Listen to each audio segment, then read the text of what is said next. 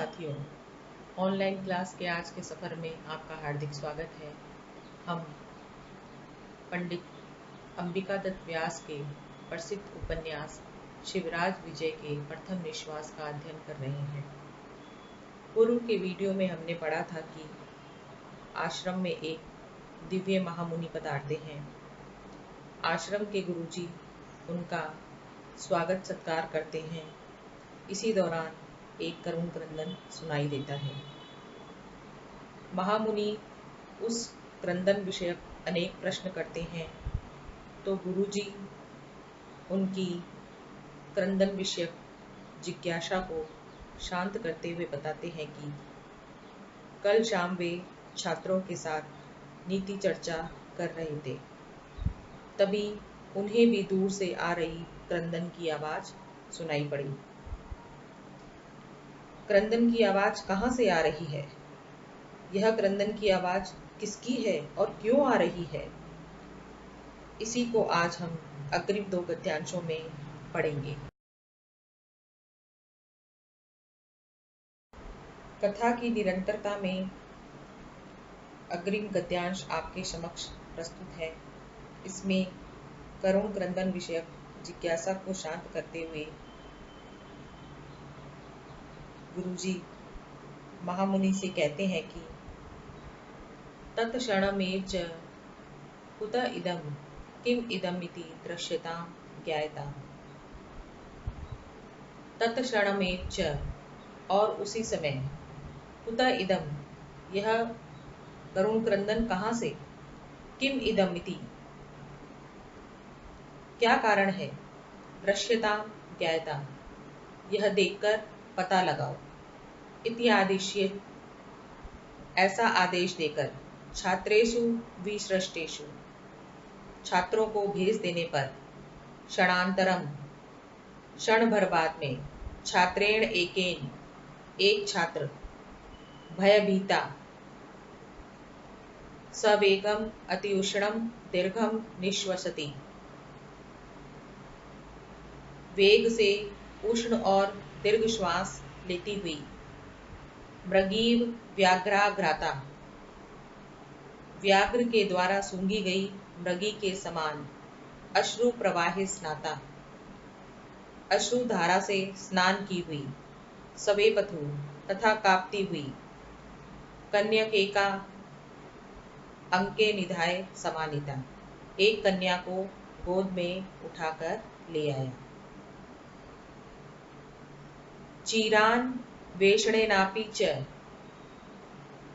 और काफी देर तक खोजने पर भी, तस्याः सहचरी सहचरो वा न प्राप्त उसका कोई सखी या कोई साथी नहीं मिला।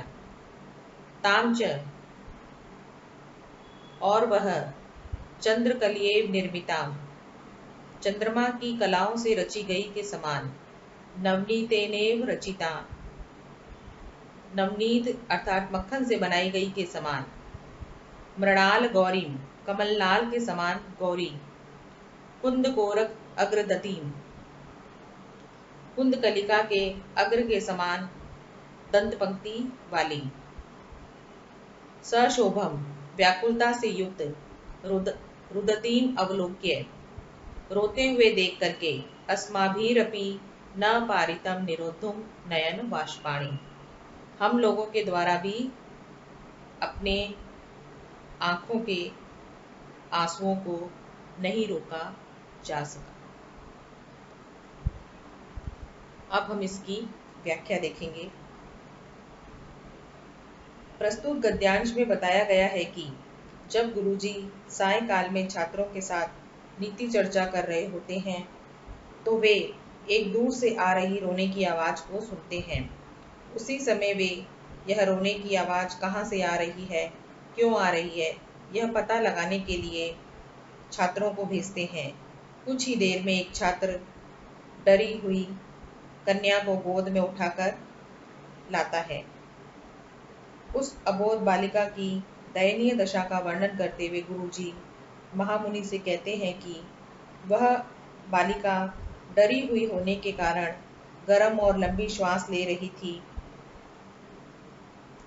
बाघ जिसका पीछा कर रहा हो, ऐसी हिरणी के समान वह भयभीत थी। उसकी आंखों से अश्रुधारा लगातार बह रही थी, जिससे वह पूर्णतः भीगी हुई थी। भय के कारण वह कन्या बहुत अधिक कांप रही थी। छात्र बताते हैं कि देर तक खोजने पर भी उसकी कोई सखी या उसका कोई साथी नहीं मिला। उसके बाद गुरुजी उस बालिका के सौंदर्य का वर्णन करते हैं और कहते हैं कि वह बालिका मानो चंद्रमा की कलाओं से रची गई थी। उसका शरीर मानो मक्खन के समान कोमल था। वह कमल नाल के समान गोरे रंग की थी। कुंद पुष्प की कली के अग्रभाग के समान उसकी दंत पंक्ति थी। इतनी सुंदर कन्या को व्याकुलता से युक्त और रोते हुए देख करके हम भी अपने आंसुओं को नहीं रोक सके, अर्थात हम भी रोने लगे। इस गद्यांश में भयभीता सवेगम अतिउष्णम दीर्घम निश्वसति मृगीव व्याघ्राघ्राता अश्रु प्रवाहे स्नाता सवेपथु। इसमें अबोध बालिका की दयनीय दशा का चित्रण किया गया है। मृगीव व्याघ्राघ्राता, इसमें पूर्णोपमा अलंकार है, क्योंकि इसमें कन्या को मृगी के समान बताया गया है। यहाँ पर उपमेय कन्या है, मृगी उपमान है, इव उपमावाचक शब्द है और आघ्राता साधारण धर्म है, अतः पूर्णोपमा अलंकार है। इस गद्यांश में चंद्रकलयेव निर्मिताम नवनीतेनेव रचिताम, इन दो पंक्तियों में उत्प्रेक्षा अलंकार है।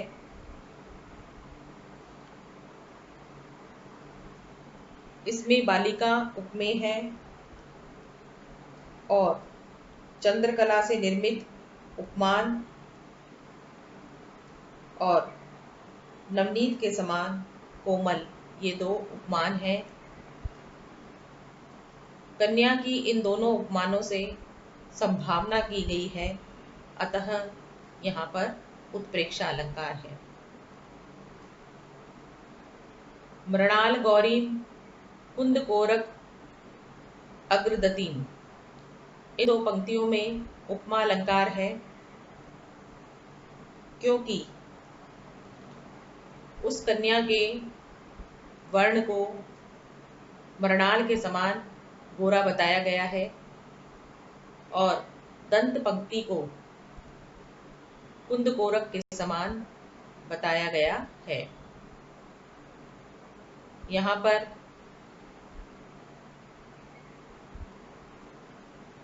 इस प्रकार उत्प्रेक्षा और उपमा अलंकार के द्वारा कन्या के सौंदर्य का वर्णन किया गया है। कौन है वह बालिका? इसकी जानकारी के लिए हम आज का दूसरा गद्यांश पढ़ेंगे।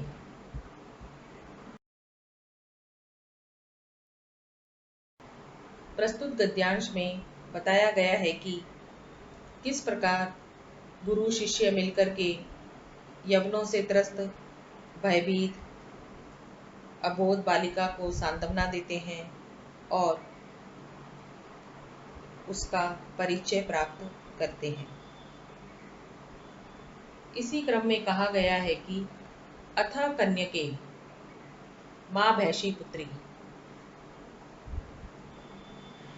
अथ इसके बाद में कन्यके मां भैषी पुत्री, हे कन्या मत डरो बेटी, तवाम मातुः समीपे प्रापयिष्याम दुहित, बेटी हम तुम्हें माँ के पास पहुंचा देंगे।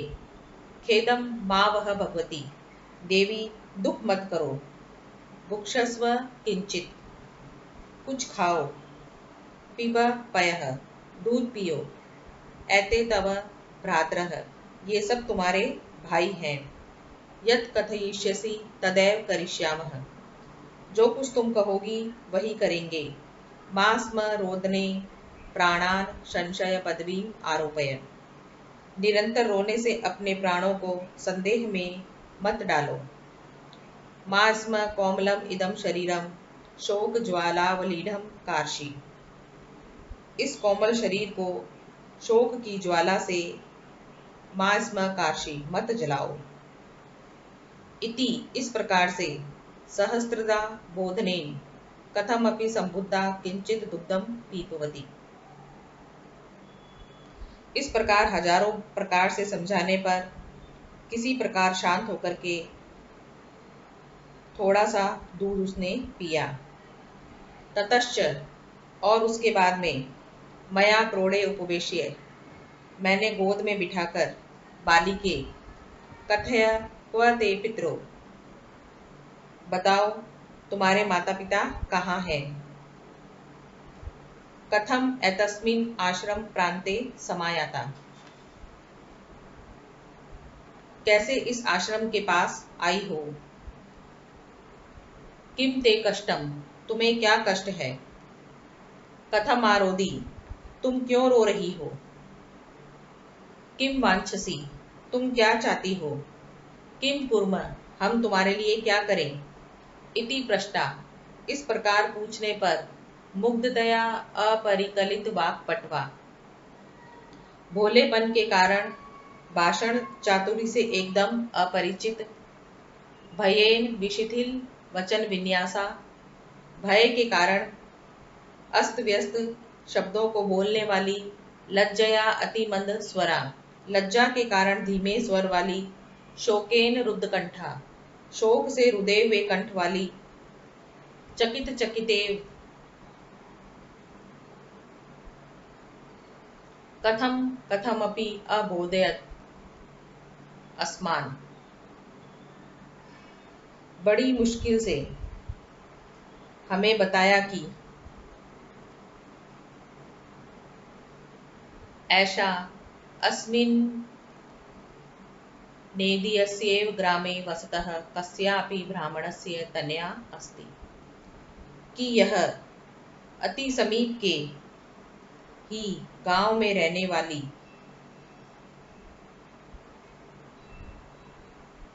ब्राह्मण की पुत्री है। किसी ब्राह्मण की पुत्री है। कस्यापि ब्राह्मणस्य तन्या अस्ति किसी ब्राह्मण की पुत्री है। अब हम इसकी व्याख्या देखेंगे।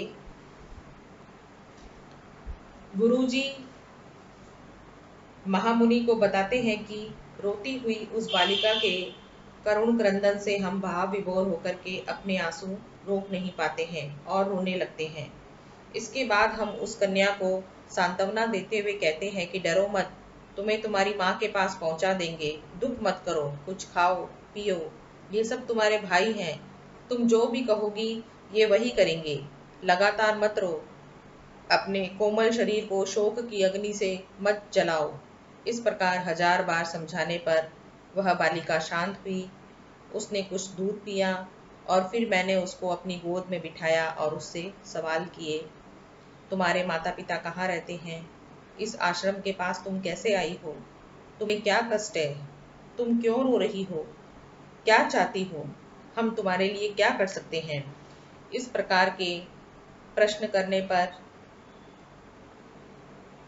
जब उसने उत्तर दिया तो भोलेपन के कारण उसकी वाणी में कोई चतुराई नहीं थी। वह बहुत अधिक डरी हुई थी, इसलिए उसके वचन विन्यास अस्त व्यस्त थे। शर्म के कारण वह धीरे धीरे बोल रही थी।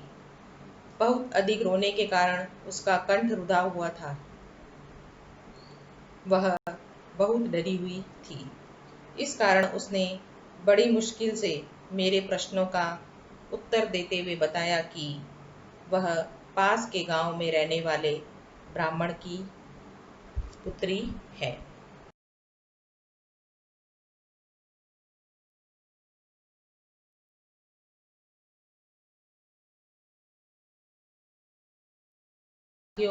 आज इतना ही। अब मैं अपनी वाणी को यहीं विराम देती हूँ। इस वीडियो को सुनने के लिए आपने अपना अमूल्य समय दिया, इसके लिए आप सभी का बहुत बहुत धन्यवाद।